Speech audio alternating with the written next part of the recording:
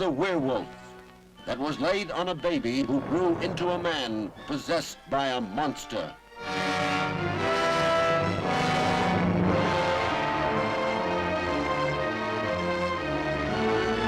To this Spanish town, the night brought drinking and dancing, music and girls, and the moon. The full moon that turned an innocent man into a savage beast. The curse of the werewolf, a man possessed by a desperate need for love, who found in Christina all the passionate sincerity of youth. Christina, do you love me? Will you marry me, Christina? You say you love me, will you marry me? Yes. Yes, I will.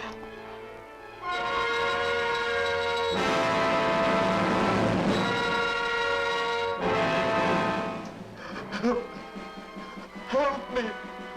Get away! Get away! No. Get away! No. No!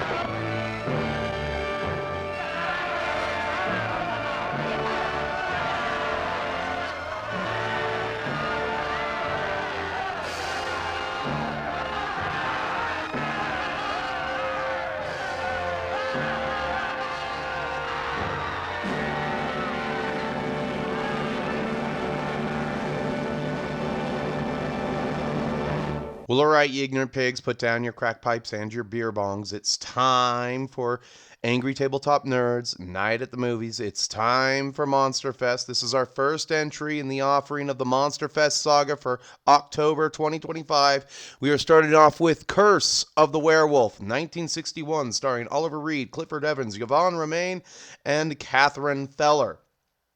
Directed by Terrence Fisher, written by John Elder, who adapted the screenplay from the story The Werewolf of Paris by Guy Endore. Guy Endore was an American novelist best known for his script G.I. Joe 1945. I never read The Werewolf of Paris. It's a pretty grimdark novel from what I gather. Most of our werewolf lore does come from France. You cannot mention werewolves without first mentioning the Beast of Gévaudan. The Beast of Gévaudan was most likely some kind of trained animal that terrorized the French countryside. And what do I mean by trained animal? I think it might have been a Mastiff plus wolf mixed breed that somebody had taken the time to craft a suit of boar's hide armor for. So when they shot it at medium range with the weapons of the time, it was pretty well protected. Because they would talk about how the gunshots would not affect the Beast of Gévaudan. So you have a 3-year period, 200 attacks, 100 deaths, and finally the Beast was killed by Jean Chastel. Jean Chastel might have used a silver bullet. This is speculation. There's also speculation that the werewolf might have belonged to Jean Chastel. It was his trained pet, and he was just trying to get some notoriety. Anyway, when he killed the thing, he brought it in. No official sketch was made, and the king at the time ordered all of the remains of the creature destroyed. So we'll never know what the Beast of Gévaudan really was. But we come to our story in Spain rather than in France, starting off with a beggar. The beggar goes into the town, notices it's not Sunday, wonders why the church bells are ringing, goes into the tavern, looking for charity, told to go up to the castle to get that charity. Because they had to pay for a holiday and the townspeople were broke. This was during the time in Spain's history where everything sucked. Kind of like today.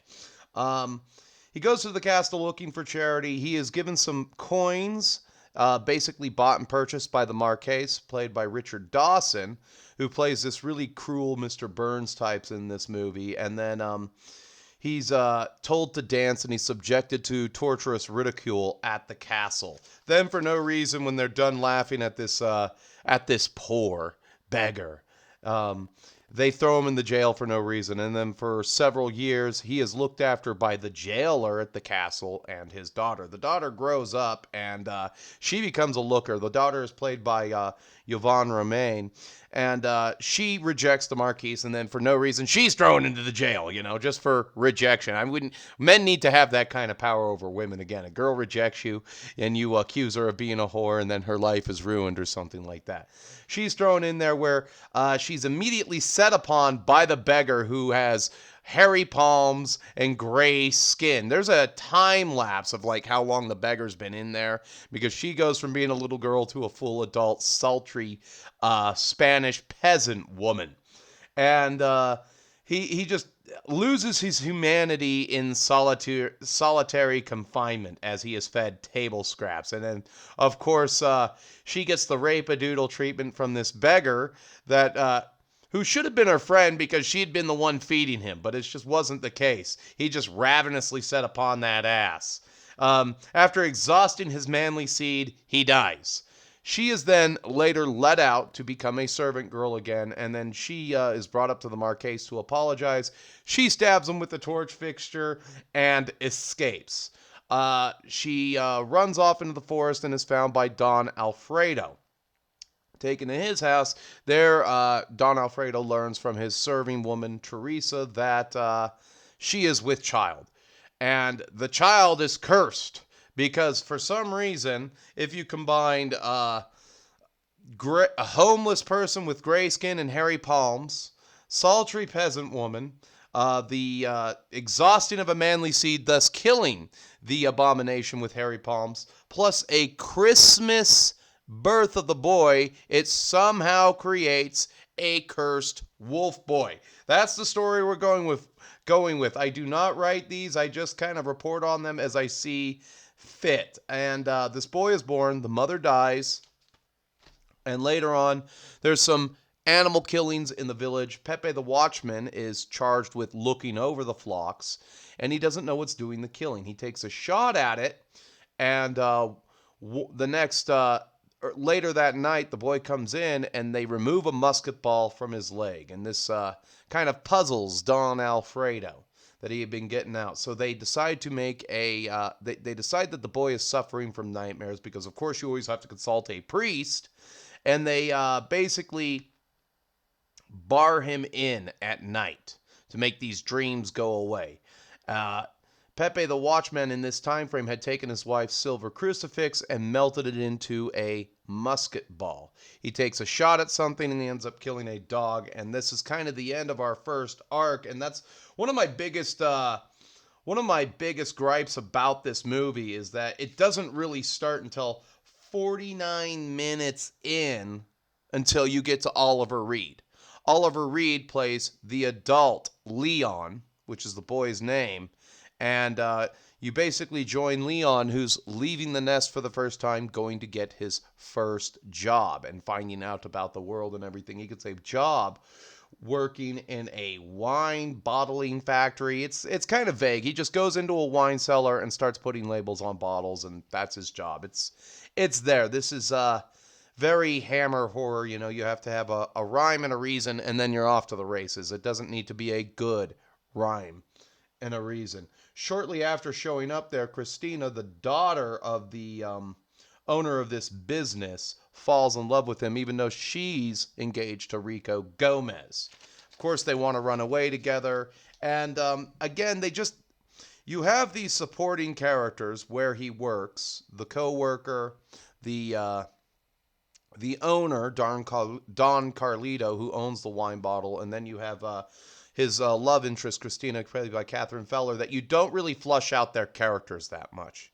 So I think they could have done a different approach. The guy's bitten in the forest, but I think they would have gotten copyright struck for that back in their time frame if they had just gone on the original story of how you become a werewolf. You're either clawed or bitten by the wolf. It would have just made more sense. Man gets bitten by a wolf. That's the first. You meet all your characters. That's the first 20 minutes of this film, and then you have a couple transformations. But they didn't do it that way.